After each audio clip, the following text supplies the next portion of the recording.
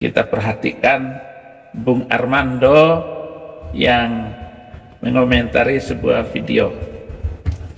Oleh sebab itu terima kasih banyak ya. Bagaimana keadaan tanah air di sana malam? Iya, malamnya yang indah. Tentu sebelum tidur nonton dulu Saifuddin Ibrahim, dan jangan lupa bahagia, karena bahagia ini adalah bagian dari hidup orang percaya. Berbahagialah orang yang tidak pernah kecewa dan menolak aku. Jangan sampai Anda kecewa, ataupun kalau ada orang yang mengecewakan Anda, tinggalkan. Dan kalau ada hal yang perlu Anda sampaikan, yang perlu Anda simpan. Walaupun kita tidak hidup berdasarkan kata orang, tetapi orang itu hidup berdasarkan perintah Tuhan. Itu Bung. Saya kasih judul pertemuan ini unik juga, Bung Armando, begitu. Saya nyinggung Bung Armando. Tetap semangat apapun yang terjadi. Pengganti posisi Muhammad sebagai nabi. Harus bela nabi. Ini saya ceritakan tentang Bung Ade Armando ini. Oke, baik. Begini, kita dengarkan dulu Bung Ade Armando. Ya. Sekarang beredar konten medsos yang terkesan menghina Nabi Muhammad sebagai pelaku pedofilia. Salah satunya diposting oleh akun TikTok Syahin Frederick 5. Dia memposting sebuah gambar hasil AI yang menampilkan sosok lelaki setengah baya dengan seorang gadis kecil berjilbab. Tertulis judul postingannya, Muhammad usia 51 tahun dengan pengantin anak kesayangannya Aisyah usia 6 tahun. Menyertai gambar itu terdengar suara seolah si perempuan cilik itu menolak si pria. Oh no, oh no. Selain itu ada dua kalimat yang seolah datang dari hadis Nabi. Yang pertama, Muhammad akan mandi bersama gadis kecil itu dan mencumbunya. Yang kedua, Muhammad meniduri Aisyah saat dia berusia 54 tahun, sementara Aisyah berusia 9 tahun. Di ujung, si penulis menutup postingannya dengan kalimat sarkastis menyindir umat Islam. Bagaimana lebih dari 1 miliar muslim merasionalisasikannya ya, tulisnya. Nampaknya pembuat konten ini memang berusaha melecehkan umat Islam. Dalam sejarah, Nabi Muhammad memang diriwayatkan menikahi Aisyah dalam usia belia. Sebagian menyebut saat Aisyah berusia 6 tahun dan baru digauli pada usia 9 tahun. Riwayat lain menyebut Aisyah menikah 9 tahun dan digauli pada 12 tahun. Ahli Islam Profesor Musdah Mulia di Indonesia menyebut Nabi Muhammad menikahi Aisyah pada usia 16 tahun. Umat Islam sendiri tidak menganggap pernikahan Nabi dengan Aisyah sebagai pedofilia. Harus diingat, pernikahan Nabi dengan Aisyah ini terjadi pada 14 abad yang lalu. Sejarah menunjukkan di masa itu usia menstruasi perempuan jauh lebih muda dibandingkan sekarang. Ketika itu seorang anak gadis 9 tahun sudah bisa dianggap balik atau dewasa.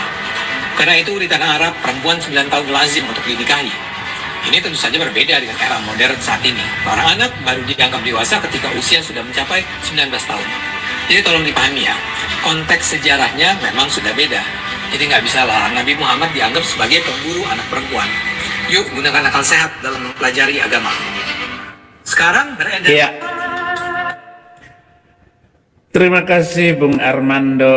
Saya kira bukan baru saja, bahkan sudah banyak yang teriak-teriak, terutama untuk membuat bangsa Indonesia dan budaya Indonesia yang baru tumbuh ini sebagai NKRI untuk jangan mengeksploitasi wanita dan memberikan penghargaan kepada wanita agar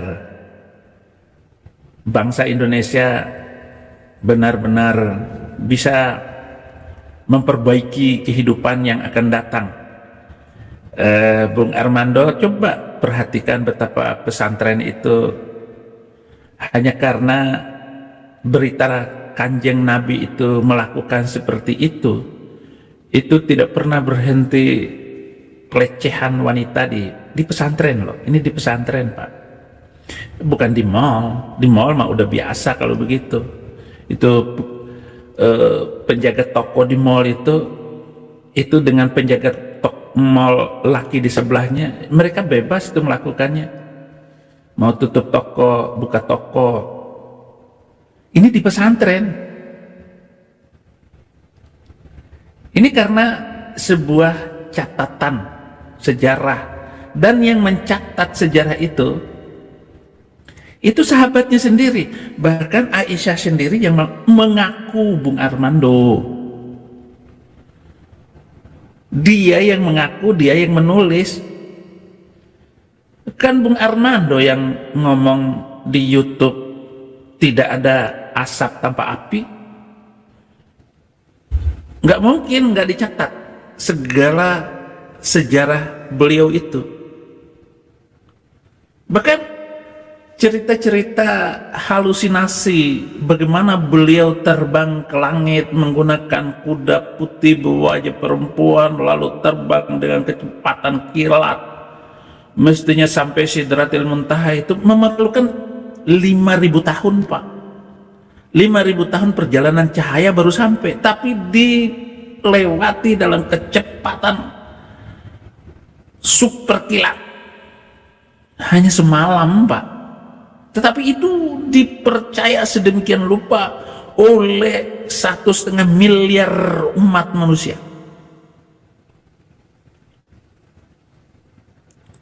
Diyakini sepenuhnya itu, Bung Ade. Bukan setengah-setengah. Kalau Bung Ade sendiri ya setengah-setengah, Bung.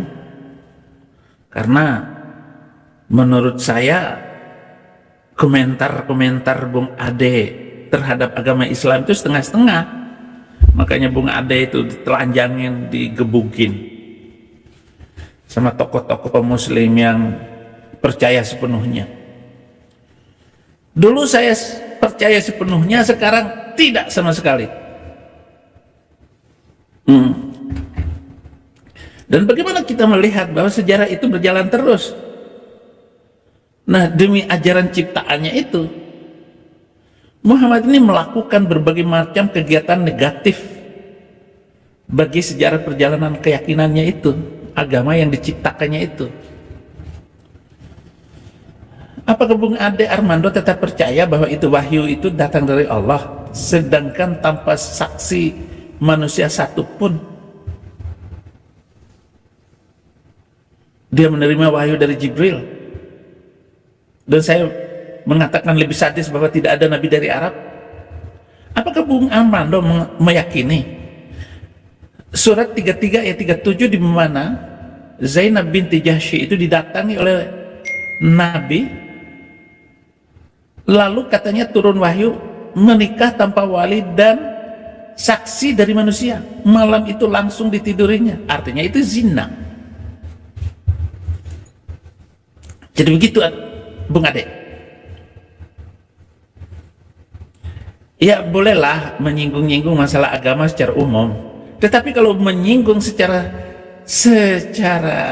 Shalom teman-teman, sahabat terkasih.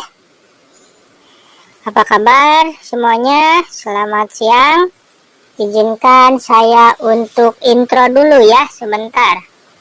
Oke, sahabat-sahabat terkasih, saya ucapkan terima kasih banyak yang sebesar-besarnya telah membantu mensupport channel ini dan juga membantu mensubscribe ataupun men-like ataupun share.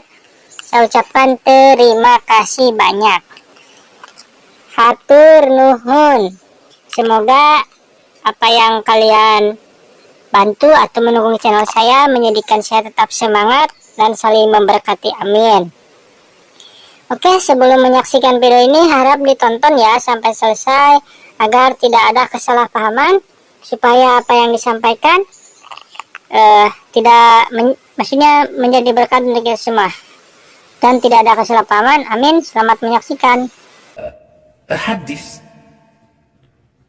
Jangan ikut-ikutan. Bung Ade dulu nyinggung Kristen,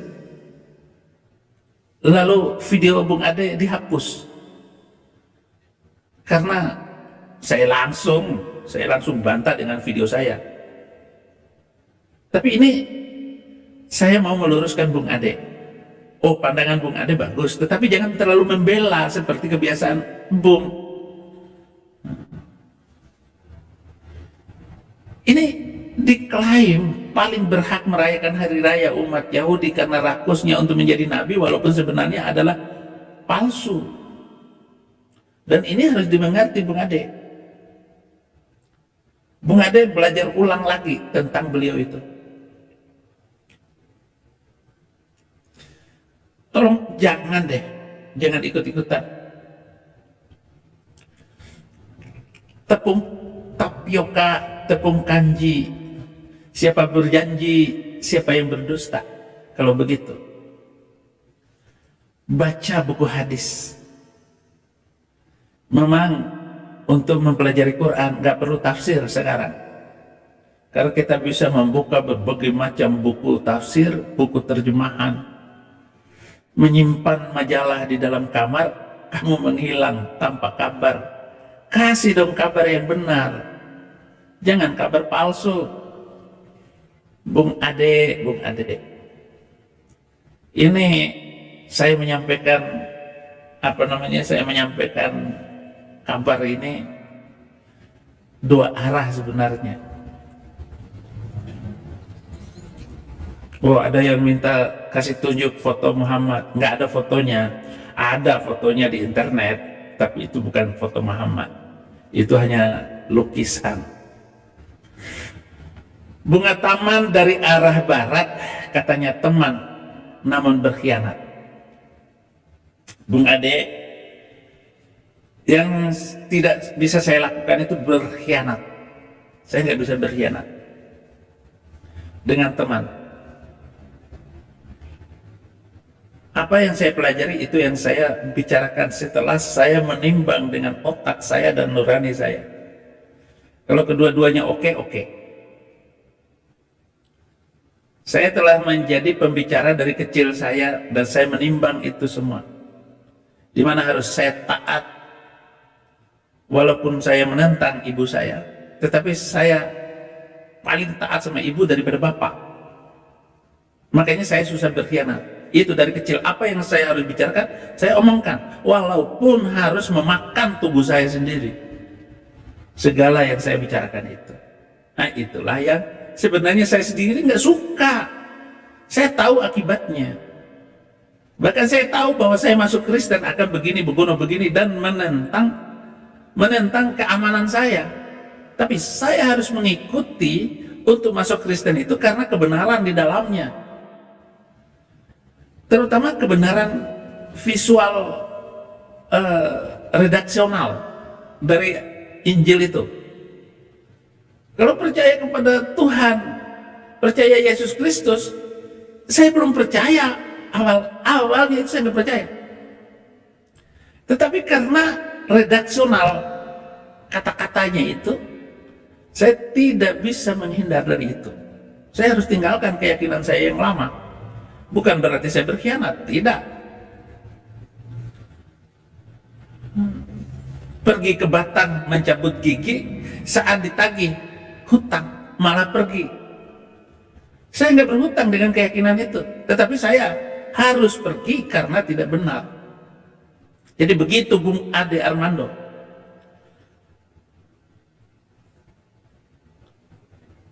Bung Ade masuk sampai ke tingkat hadis yang rumit-rumit kayak begitu. Itu kesaksian Aisyah. Itu hadis sahih. Bukhari dan Muslim berbicara, Tirmidzi, Nasai berbicara. Hadis dari Ibnu Hanbal berbicara. Semua 4 madhab komentarin hadis itu berarti hadis itu mutawatir. Nggak perlu ditujukan dalil.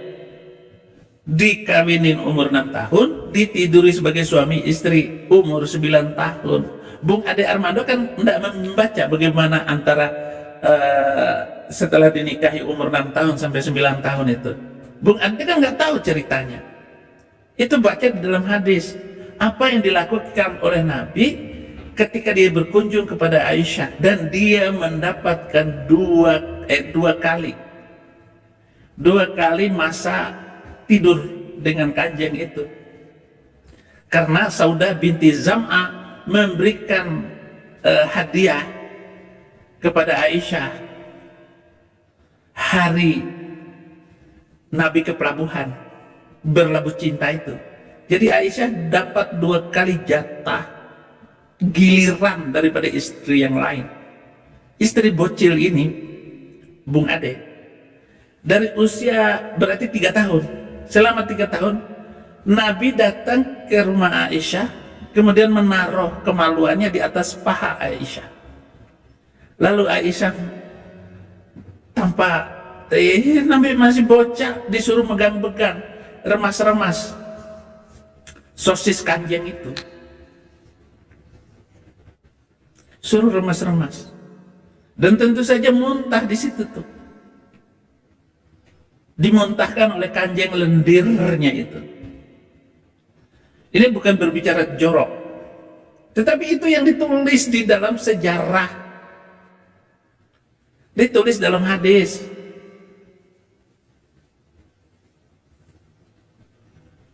Maka saya menciptakan lagu, ayun ayun Siti Aisyah mandi di kali rambutnya basah, tidak sembahyang tidak puasa, di dalam kubur mendapat siksa. Mau diciptakan lagu baru lagi, kayak kita menghina Habib Rizik itu sudah banyak yang menciptakan lagu itu tuh, Bung. Bung ini sepertinya nggak suka Islam tapi masih bela. Atas dasar kebenaran kah atau atas dasar ketakutan? Bung Ade ketakutan digituin lagi, ditenggelamkan lagi sama FPI begitu. Saya nggak ada ketakutan sama sekali. Saya lobby dengan polisi untuk datang ke Indonesia. Tapi keluarkan dulu SP3. Saya mau balik ke Indonesia. Kata polisi, gua yang dapat duit. Masa bagi sama Allah?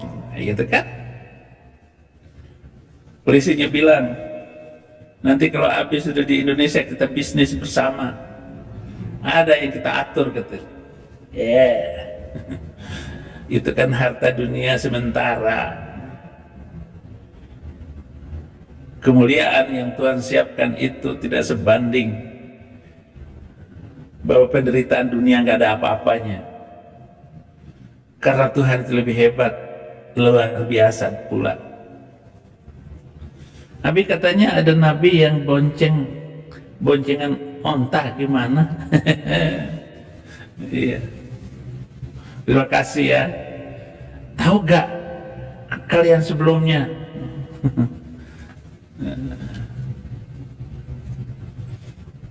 Ini terima kasih, saya asik ya. Makan lontong bersama Papa, setelah ditolong dia lupa. Saya nggak pernah ditolong waktu di Islam, saya ditolong setelah jadi Kristen. Dan yang membuat saya kagum itu bagaimana pikiran saya itu Yesus yang menolong saya. Maksudnya lewat orang-orang Kristen. Tetapi ini masa selama saya di Amerika ini baru saya tahu mereka nggak berani menolong saya itu. Pendeta-pendeta, gereja-gereja, nggak ada yang berani menolong saya kecuali orang Advent. Ini gereja Advent juga bagus juga, luar biasa. Hanya personal pendeta saja yang mau menolong saya dalam keadaan seperti ini. Ke pasar membeli melati, bibir manis suka nyakitin. Jamu dicampur ketan, perilakumu seperti setan. Bung Armando, saya sangat kagum dengan Bung, orang Padang, membela pluralisme, sebuah sikap yang luar biasa. Tetapi memang budaya Minang itu adalah budaya paling unggul menurut saya, karena tidak ada preman di orang Minang. Itu nggak ada yang jadi preman. Selalu orang Minang itu begini, jempol. Sampai ada Bung Ade Armando ini, walaupun dia pernah ngata-ngatain saya, Bung Ade Armando itu luar biasa, sangat menyenangkan hati saya dan sangat membuat saya setiap nonton Bung Ade saya exciting, karena nggak ada yang berani seperti Bung Ade Armando dan mengungkapkan isi hatinya dengan jujur. Tapi mungkin kalau urusan agama, Bung Ade Armando ini, terutama kaitannya dengan Aisyah dan lawakan mengecek itu, mungkin Bung Ade Armando tidak membaca secara dalam hadis-hadis itu. Pergi ke pasar mencari obat gatal, mau pacaran tapi nggak modal. Belajar yang dalam agar argumentasi Bung Ade Armando itu tidak dilawan oleh orang-orang yang memang sudah belajar khusus tentang baik Islam dan Kristen. Dulu Bung Ade bilang bahwa Yesus bawa pedang. Itu bahasa Juma, itu bahasa Zuma, bahasa Unirifa. Betapa rendahnya cara pemahaman keagamaan dan kekristenan dia. Anak tikus merindukan ibunya, namun sombong dalam ceritanya. Jangan sampai, kan orang itu mau membesar-besarkan ceritanya. Lah ini nggak baca literatur, tapi ceritanya hebat. Ini yang menyakitkan intelektual dan membuat orang itu menjadi benci. Kenapa? Karena dia terlalu sombong. Lihat itu Habib-Habib itu, karena kesombongan Rizik dan Bahar itu, makanya Kiai Imad itu belajar mendalami sanad nasab mereka. Apakah benar dia nabi? Kenapa? Karena sombongnya. Kalau nggak sombong itu Habib Rizik, kita maafin, kita maafkan. Oleh karena itu jangan sampai membawa kesombongan di dalam setiap narasi kita. Ya, kalaupun saya sombong itu di dalam sebuah canda. Bagaimana saya menampilkan diri sebagai pemulung di Amerika. Dan hanya satu kali itu saja saya jadi pemulung. Sore hari anjing menggonggong, dulu ditolong, sekarang menggonggong. Pergi ke pasar beli kedondong, belum kaya namun sombong.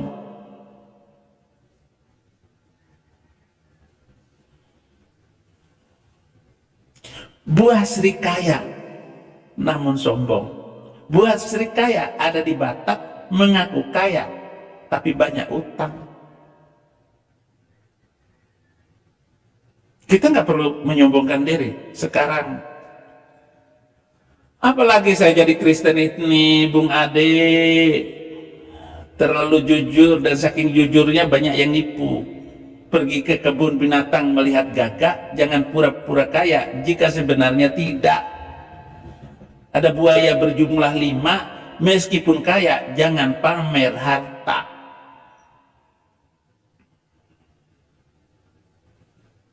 Karena saya tetap menegur orang-orang YouTubers, ya kalau Juma itu ya gak usah diomongin, dia sedang menuju matahari tenggelam. Nah, kesombongan mulutnya juga itu Zuma akan merasakan akibatnya. Liburan pergi ke Lana, hiduplah dengan sederhana. hari raya masak ketupat, jadilah jomblo yang bermartabat.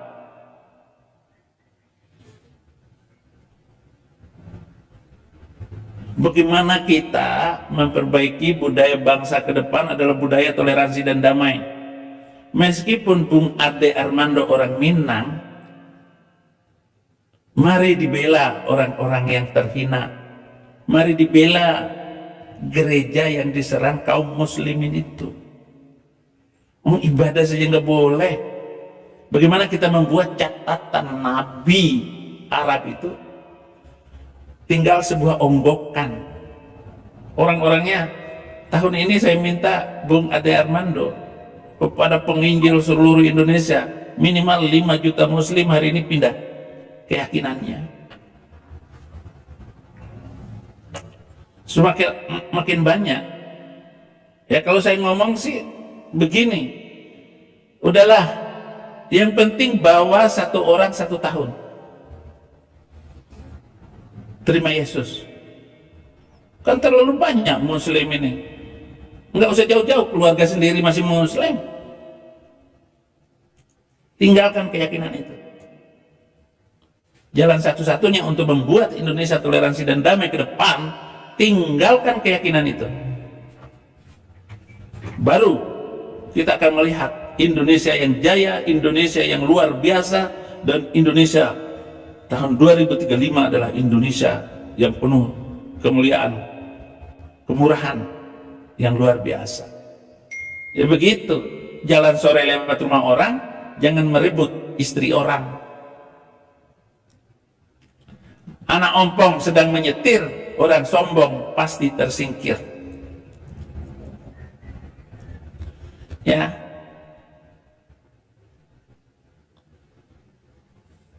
keyakinan Arab itu akan semakin merosot ke depan. Kita adu, itu saya selalu main di TikTok. Main di TikTok di mana-mana.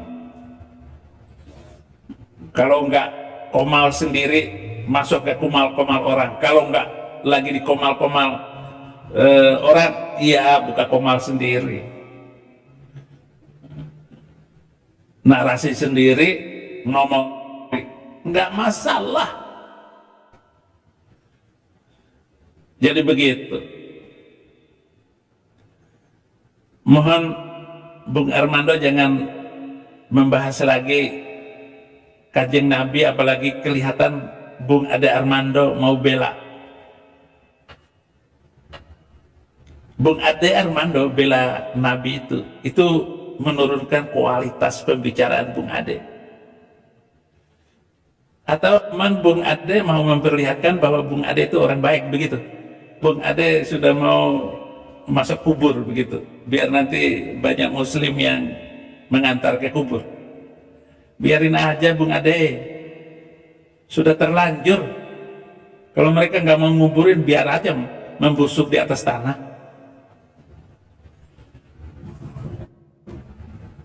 Nggak usah khawatir dengan kematian itu, karena kematian itu hanyalah mimpi indah. Kematian hanyalah tidur panjang, maka mimpi indahlah Ade Armando.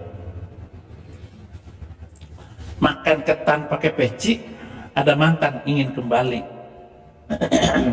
Main kelereng bertiga aja, dia yang cantik, Bung Ade yang punya. Terima kasih Bung Ade. Shalom sahabat-sahabat semuanya. Itulah tadi tayangan atau cuplikan yang telah disampaikan. Semoga dari tayangan tersebut memberikan kita manfaat serta ilmu pengetahuan.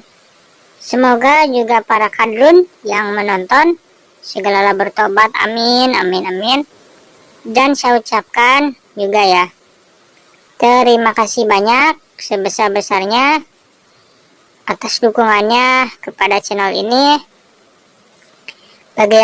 Bagi yang sudah subscribe, ataupun like, ataupun share. Dan jangan lupa beri komentar ya, supaya kita berdiskusi. Saya ucapkan terima kasih banyak. Sebelumnya, hatur nuhun, shalom, sampai jumpa di video-video selanjutnya.